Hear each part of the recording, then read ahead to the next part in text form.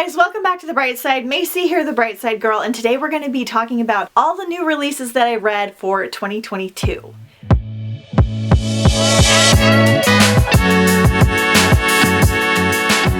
This is the first video that I have done like this, and this is going to be kicking off my end of the year videos. We've got quite a few to come, and I'll have quite a few videos in the first couple weeks in January as well. I read a lot more new releases this year than I have in past years, and I loved a lot more of them than I have in past years, so I'm excited to talk to you guys about them. You'll be hearing about some of these books a lot because I liked some of them, and some of them are going to be like on my top 10 list, so just kind of bear with me. I didn't go into the new year purposefully trying to read a lot of new releases. I always try to read one new release a month, and that's kind of what my average is. I think I've read 13 or 14 this year so far, but the last few years I've only read a couple and I didn't like a lot of them, so this just happened to be a really good year. A lot of things that people kind of recommended to me and things that were interesting, so we're going to dive right in. Okay, I'm not necessarily going to go in order from like least to favorite, but I kind of am.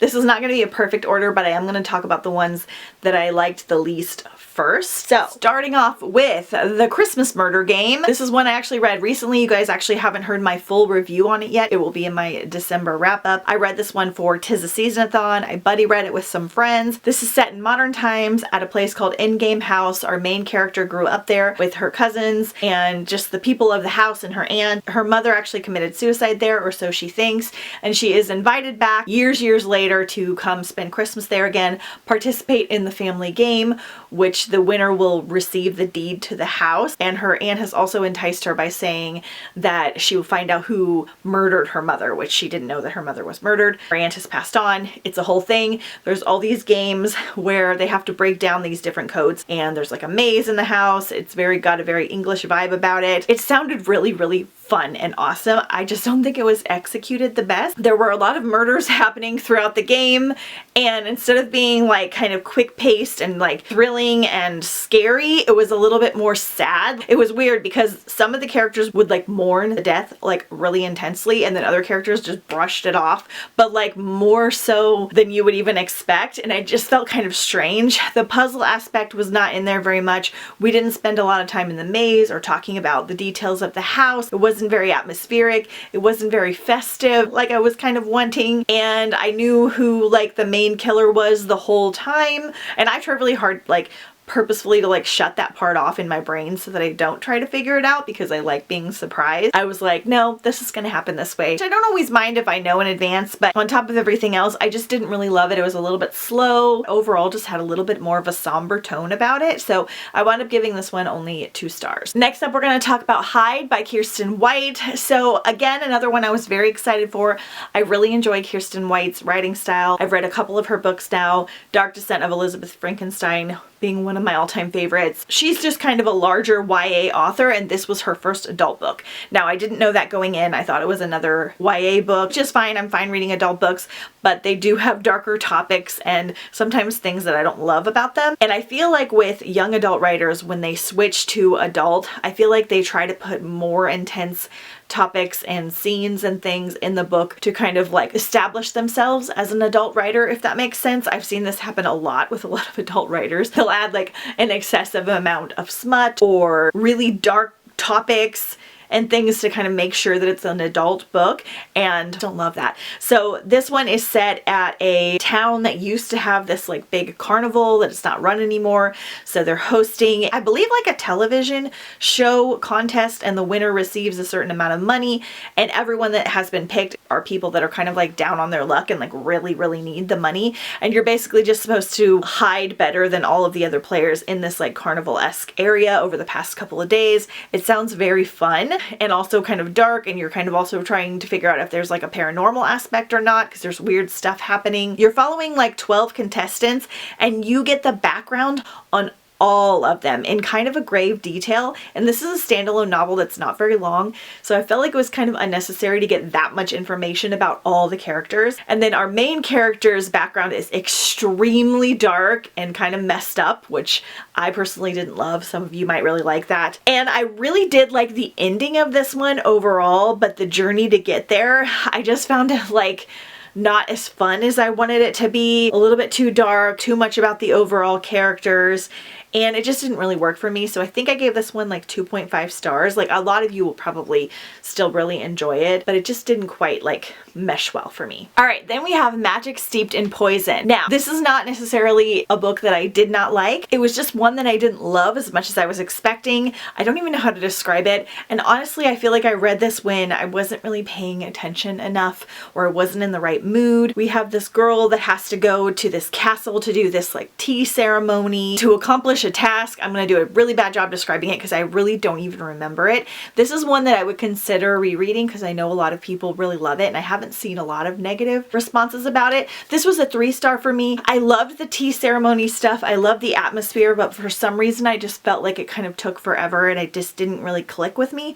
It could have been the audiobook narrator, or it could have just been my mood. So kind of take this particular review with a grain of salt because I am going to try and read it again, and I know a lot of people really like this duology overall, and I believe this is a debut author. So not a bad book at all, it just wasn't like one of my favorites. Alright, then we have Rise of the Vicious Princess by CJ Redwine. I have a bunch of CJ's books. I haven't read any of them yet. They're all kind of some kind of retelling. This one is not. I was very excited for this one because it has such a underwater cover. I was hoping that we would get some mermaids in here. We did not, at least so far. It's got more of a royalty vibe about it, and there is like this underwater species. This is another one that I'm having like a difficult time remembering. There is a romance in here, a lot to do with like royalty, and I believe there's like an arranged marriage. I'm not entirely sure. And our main character kind of wants to be more involved with the kingdom, and she knows that she's going to kind of take over one day, and she's got to go and like go on a ship and fight these like underwater cities or these other people from taking over. Again,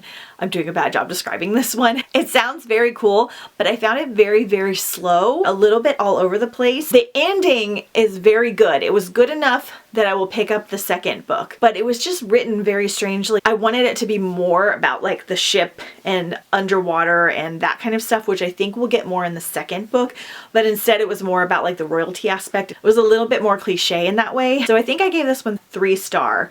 So not bad, but kind of iffy, but I will read the second one. Next up was The Pumpkin Queen by Shay Earnshaw. Again, another one I was so excited for. So this is following Sally after the effects of Nightmare Before Christmas, and basically she's getting married to Jack and learning how to be a queen, and then there's like a whole other plot that goes with this that I felt was like a tiny bit unnecessary.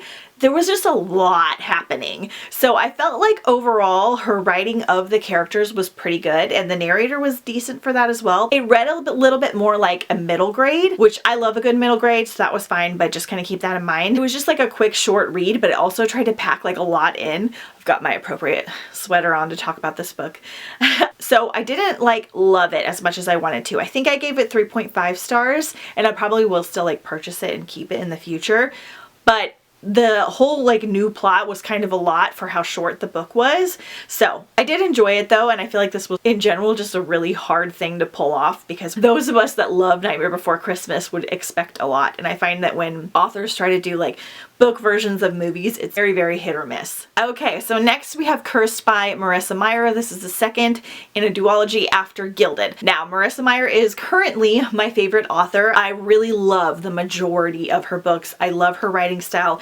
It's very kind of like fun and adventurous. It's almost got like a Disney vibe about it.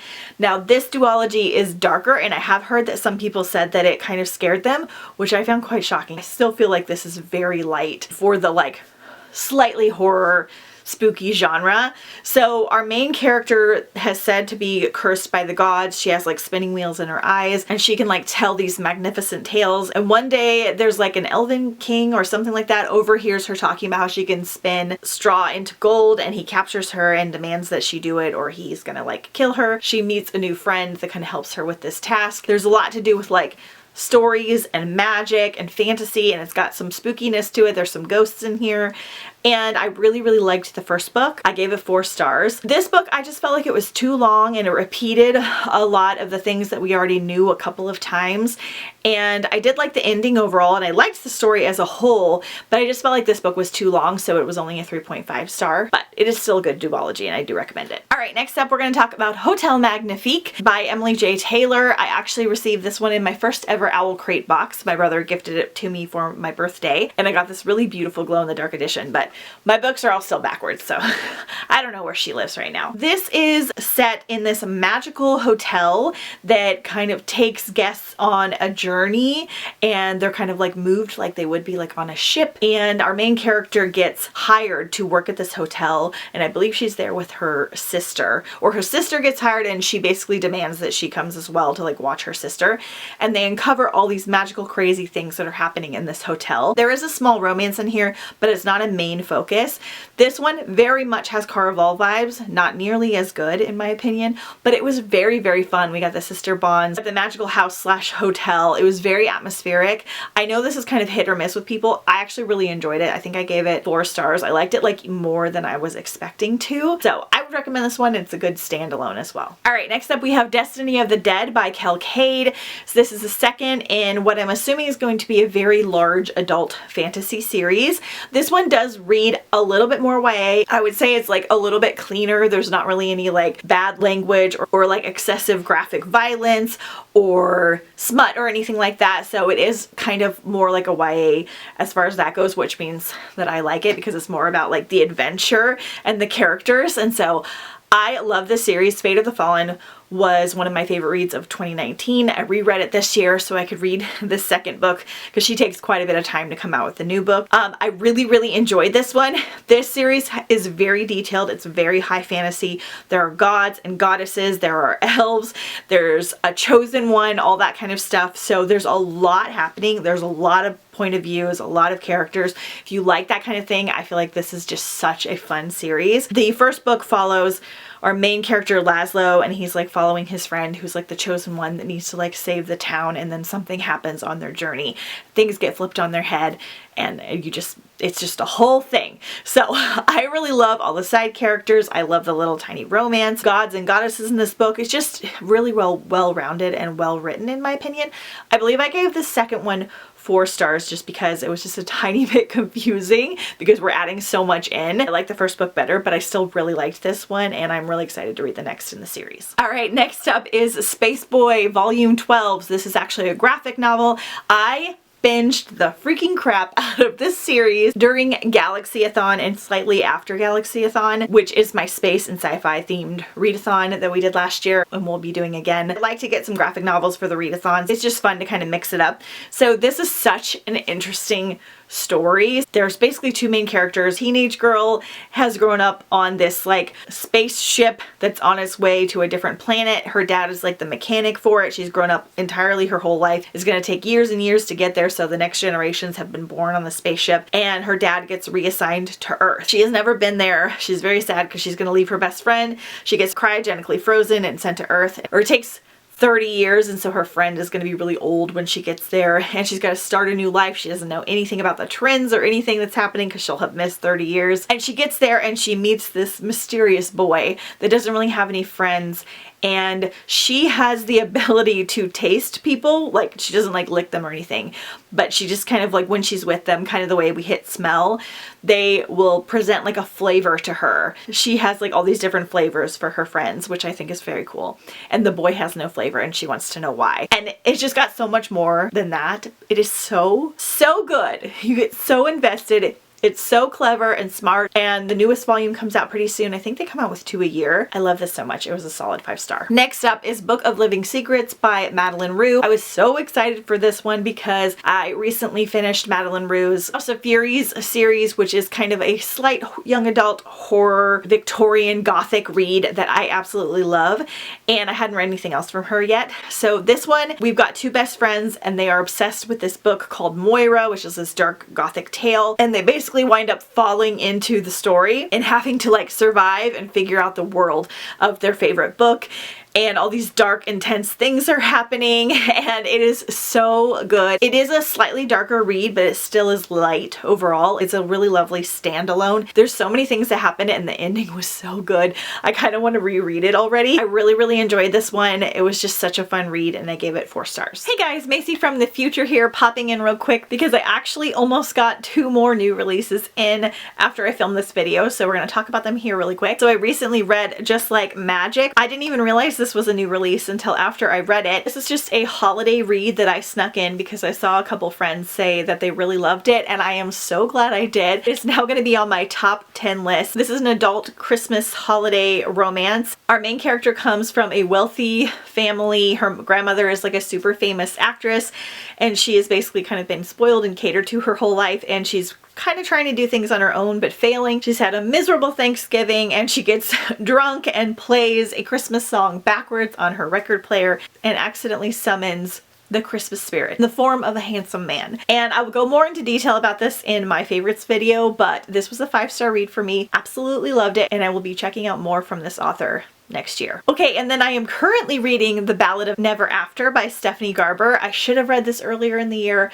I was originally going to try and wait until the 3rd book is coming out so that I could binge them, but I had so many of my friends like pushing me to read it because I love Stephanie Garber's Caraval series so much. So this is the 2nd book in her Once Upon a Broken Heart. I think now it's going to be a trilogy. It's set in kind of the same world as Caraval, following different characters. We get one crossover character, and it's got this whole other magical, fantastical journey. There's romance in here. There's adventure. I really enjoyed Once Upon a Broken Heart, as I knew that I would. I love Stephanie Garber's writing style. I will go more into detail again in my top 10 video because I'm almost positive that this is going to be in my top 10 and I'm only halfway through. But I just want to let you guys know that I snuck this one in at the very, very end of the year, and I'm so glad that I did. All right, then we have Shades of Rust and Ruin. This is by A.G. Howard, who is known for her retellings. I really like her Alice in Wonderland retelling Splintered and her very loose Princess in the Pea retelling, which is called Stain. And so I have a bunch of her books that I need to get to, but this one was supposed to be a Goblin King retelling loosely. And this was so freaking fabulous. I read this during Not So Scary-thon, which is my fall Halloween themed readathon, and I loved it so much. So we basically have our main character who lost her parents on Halloween, and then the following year she lost her sister, and she believes her family has like a Halloween curse. Her uncle runs this really cool bakery that has all these unique festive Halloween themed items. This is set around Halloween time. The atmosphere and the Halloween spooky vibes is perfection in this. It is the perfect book to read for like Halloween week. I loved it so much. Kind of feel like I maybe should have given it 5 stars because I kind of still think about it. Our main character is known for one way that she deals with her anxiety with all the things that have happened to her that have been sad is she likes to draw this world, this really elaborate world of all these different characters and like creatures, and she starts kind of seeing them in her town, and she's got to kind of figure out why she's seeing her creatures like come to life. She kind of gets thrown into her own made-up world. Love. It was really, really good and just so incredibly unique, so festive for Halloween and fall. It wasn't scary at all, but it's very, very festive and like has like a gothic, darker vibe about it. And the ending was so good. I didn't know it was going to be a series. The 2nd book should come out sometime next year. So pumped for it. Highly recommend. I think I gave it 4.5 stars. All right, and the next 3 were all my favorite. I'll be talking about them a lot in my favorites video as well. So I read Go Hunt Me by Kelly Evos. So I read this one again for Not So Scary-a-thon. I buddy read it with my friend Bella. This is a thriller, and we have our main character who is creating a vampire indie film with her friends. This is young adult, so they're in high school and they're doing this kind of for college applications and stuff too. And they're creating this film, and they meet this like mysterious old like Hollywood starlet that thinks it's really cool, wants to help them out. She sends them all for free to this Romanian castle where it's rumored that Vlad the Impaler once lived, who was rumored to be the inspiration for Dracula. So they go there and they start to film this vampire indie film, and then people start getting hurt and things start to happen. So it turns into like a murder mystery type thriller, and you're trying to figure out whether there is like a vampire or not in the book. So this is a standalone novel. I so enjoyed this one. It was just such a fun read. And me and my friend Bella had such a blast buddy reading this one because it was just so much more fun than we expected. I did this one via audio. The narrator is so good. The ending to this one is so good. If you've read this, you know what I mean. I really, really recommend this one. It was just such a fun read, and it was really, really great for fall and Halloween. Definitely a 5-star. Next up, we have Gallant by Victoria Schwab. I've had a hit or miss relationship with Victoria Schwab, but I've decided to go and like reread some of the books that I was kind of iffy about because I loved Gallant and I loved Invisible Life of Addie LaRue so much. Very different books. So if you've only read Invisible Life of Addie LaRue, I feel like that book should be in its own category. Speaking of adult authors going to adult, she did a great job. It's fantastic. It is absolutely nothing like any of her other books, like nothing. So kind of keep that in mind. Gallant is almost more of a middle grade. It's like right on the edge of YA. And your main character, I believe she cannot speak, and she's in an orphanage, and one day she gets invited to go to Gallant, which is where her mother grew up, and she kind of got like lost in the whims, like her family didn't know where she was and she was orphaned. So her mother had passed away. She had told her to never go to Gallant, but she gets invited, and it's going to kind of save her of her life after the orphanage because she doesn't know what she's going to do. And so she goes to this mysterious house with these new people, this new family she's never known, and all these kind of weird things start happening and you're learning more. And the main character can see ghosts, which is really cool. It's written so beautifully, such a good like gothic Victorian style read. The narrator was incredible, made the experience even better. The ending was so good. I loved it so much. It just kind of blew me away overall, and it's one that I'll probably reread quite a bit. And I need to get my own copy because I love it. So, solid 5-star. Lastly, we have Belladonna. It's one of the only ones that I knew where it was on my shelf because my friend actually sent me her special edition of it because she doesn't like darker gothic reads, and she knew that I loved it so much. So, Belladonna, stole my heart. I loved this so much. So this is by Adeline Grace, who did All the Stars and Teeth duology, which I enjoyed the first book. I did not like the second book. I actually wasn't planning on reading this anytime soon, but everyone kept telling me to read it and they said I was gonna like it. So this one has kind of similar vibes to Gallant as well. Our main character, who believes that death is following her around. When she is a baby, death kind of comes in, and I believe there's like a plague or something and kills like her family, but she survives, and then she lives with her aunt, and then her aunt dies, and she believes that death is like following her around. And so she again gets invited to live with some like second cousins in this big beautiful house, kind of get a whole new family. They have also undergone tragedy as their mother has passed away, and she believes that it was not an accident or a suicide. She believes it was a murder, so you've got a little bit of a murder mystery. You've got all the Victorian Gothic vibes. This is a young adult novel, so good. There's a romance in here that's incredible. There are ghosts. It does have darker, slightly gorier vibes than some of our other reads. If you're sensitive to that, just a tiny bit, nothing over the top or anything like that. It's kind of got like a Secret Garden ghost story, Casper type vibe. I cannot say enough about it. I loved it so much. Again, I didn't know it was going to be a duology or a series, and the next book comes out next year. It is now my most anticipated book for 2023. I literally want to reread this already. The narrator for this one is also so incredible. She sucks you in. She's so good.